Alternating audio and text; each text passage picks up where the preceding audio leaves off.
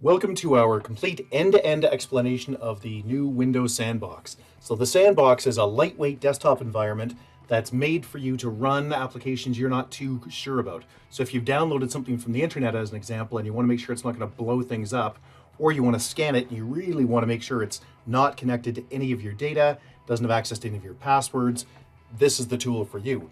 Now, unlike what I thought this was originally was really just a sort of a thinned out virtual machine.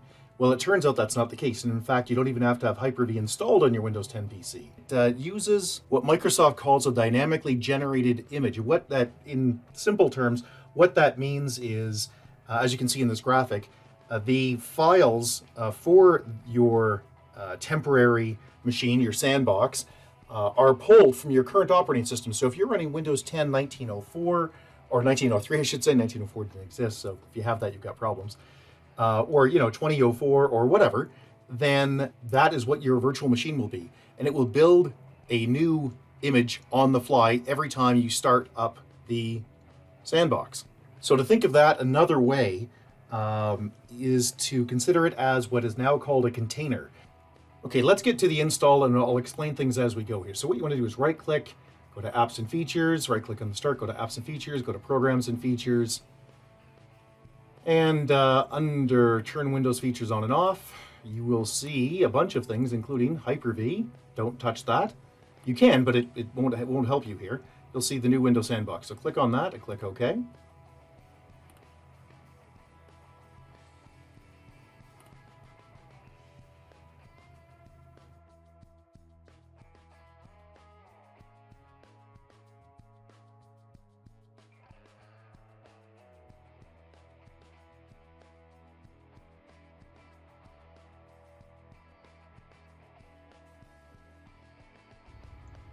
So if you need to get into your BIOS to turn on your virtualization on your chip, what you're going to need to do is figure out what your device needs, what keyboard stroke you need to get into it. And in Dell's, it's F2, but I press F12 for everything on a Dell because this gets me the full menu.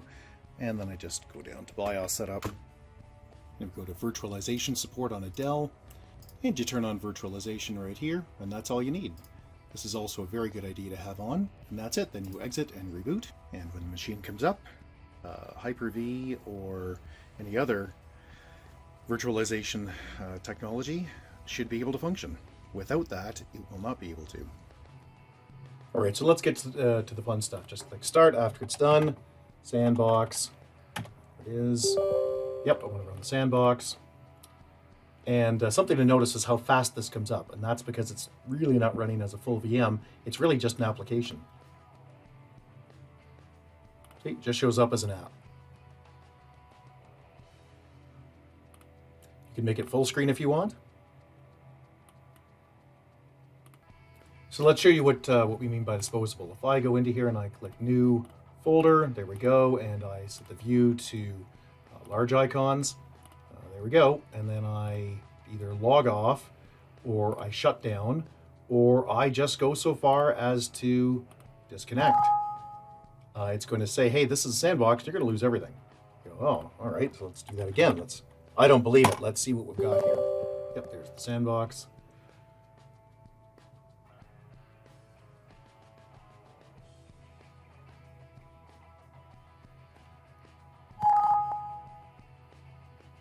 I've seen this a few times, and all you do is click no to this. Well, you can report it.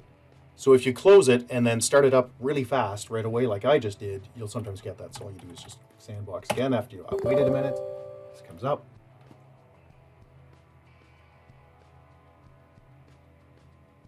And there it is. Come on. There it is. And you can see my desktop changes are gone. There's nothing there. And you think, okay, well, it's great, except what can I do? Well, let's explore a couple of things here. You can surf, you can install things. I can go get Chrome, I could do whatever I wanted as far as that goes. And that's because this does have the networking turned on by default. It also is using graphics, hardware graphics capabilities of the base machine. Let's explore a couple of quick things here. The first is if I right click and go to Apps and Features, you'll notice that if I try to add something here, let's just widen this out, that I won't be able to get anything. And that's because all of those changes require a reboot, and a reboot would kill it. So let's go to add new features. Yeah, there aren't any. Okay, so there you go. Another thing that's odd is if you take a look at the file system. So let's go down to this PC and then the file system, and let's go to program files. You'll see there's a few things missing in there, and that's a bit odd. Modifiable Windows apps, kind of neat. Yeah, so let's look at users. This is most interesting. This is the profile that you're actually in. So let's go into here. I'll create a new folder. I'll call it URTech. How's that? There we go. And now when I go into here and I go to desktop, there's the URTech folder. Okay. Now, what you can't do is get out to your base machine. So how are you going to get files into here? Well, not that hard. Let's say we wanted to copy a file. Open File Explorer, and I take whatever I'm looking for. So let's take files.zip, and I copy and I paste it in. There it is. Now, probably the strangest part of the Windows Sandbox is that Windows Defender isn't here. So, yeah, let me just show you that.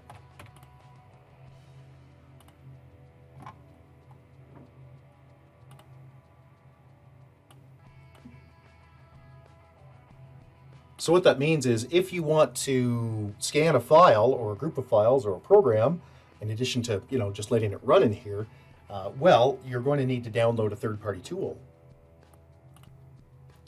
So I have this folder of cleverly called oddball stuff, and in here's a bunch of standalone installers. So let's go to McAfee here, just right-click and paste, and I could install the McAfee Stinger. The one I actually like the most is House Call. But let's use Hitman Pro because that's one that's been discontinued, and I had to pull it off of a funky site. So let's see how that works. So I've already unzipped it, and we'll just run it. And yes, there's more stuff to show here, so just bear with me as we get through this install, and I'll be quite quick about it. No, I don't wish to participate, and I only want a standalone install. Now, this will not work without this network connection, just so you know, it just will not function.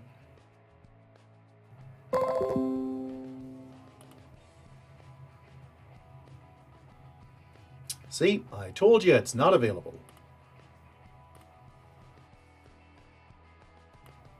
Okay, let's click next.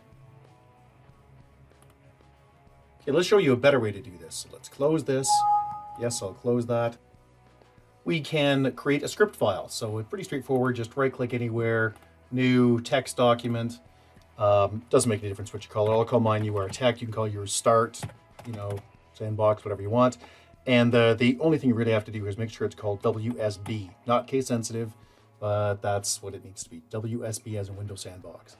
Now, if when you change it, it doesn't come up to this icon, that means your view settings are not set up correctly. So by default, Windows, for some reason, turns off hidden items, file name extensions. I turn both of them back on, but file name extensions are what you're looking for. So let's get rid of that. So let's go into here. I'll just right click. You can edit it with Notepad. I use Notepad++, but whatever makes you happy. And then that is the script. So in this case, these are the 4 things you can change. The first thing is the virtual GPU, and I'll set this to disabled because by default it's on. Networking, let's turn the network off. But I do want to map this folder so that I don't have to copy and paste things in. I just want it to automatically put things in. That will put it. That'll put this folder on the desktop, by the way. And I'll set it to read only as false so that I could copy files in and out. And let's see what else. Oh yeah, in here I've got a command called command, and this is just what do you want to do at startup? Well, I could run the calculator or Notepad or Internet Explorer, whatever else. In this case, I just randomly selected Notepad. Any of these you don't want, you'll strip out, and we'll do that in a minute. So let's save this. Yep, there we go. Let's get out of that. And now when I double click on it, it will come up in just a moment.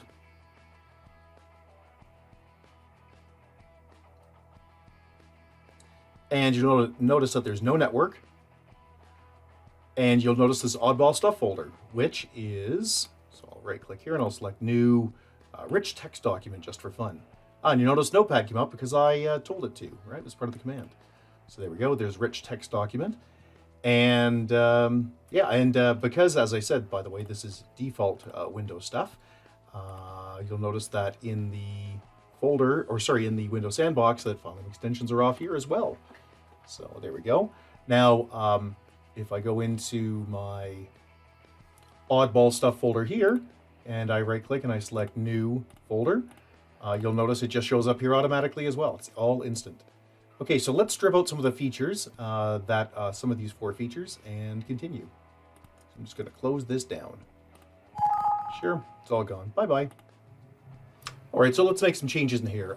There is no point. I need the networking to be enabled, so I'm going to leave. I'm going to take that out, and I'm also going to take out the virtual GPU disabling because it's not causing me any problems. So why would I take it out? Why would I want to have it off? So there we go. Then I will go down. I'll leave that mapped folder in, and instead of being read-only false, I'm going to set this to read-only true. There we go. Now that is case sensitive, so take note of that. Another thing I will do, just to show you how it works, is to change the what launches automatically to Explorer, which is, you know, this computer or my computer, this PC, whatever you want to call it. File Explorer. Not to be confused with iExplore, which is iExplore. Okay, let's save that. There we go.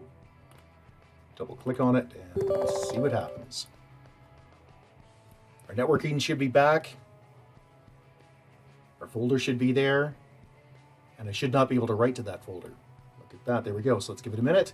And this PC or File Explorer will launch in just a moment. At least assuming I typed it right. There it is. So just for the heck of it, I'm going to go into here. And I'm going to try to create a new folder here. And it's going to say you can't. And that's because I set it to read-only is true. So you can't do that. So that means if you're trying to run something out of here, it probably won't work either. My C oddball stuff folder, and I will create a new folder here though. And you can see that just works and it shows up here instantly. So again, it's one way which keeps you safe. So let's get out of that now. Now let's say I wanted to, oh, you'll also notice the internet's back. So let's say I wanted to launch Asset Online Scanner. If I try to run that from here, it's probably, and I'm not positive of this, but it's probably going to tell me it can't because it's in a read-only folder. It might. Oh, look at that. Okay, so that one's working. All right, so if I needed to run something from here that wanted to write files to here, it wouldn't work. However, these typically do work. But just take a note, I can't even delete this stuff. Like it's locked, right? There's just nothing I can do. I just don't have permission. So let's run, let's go with the Asset Online Scanner first.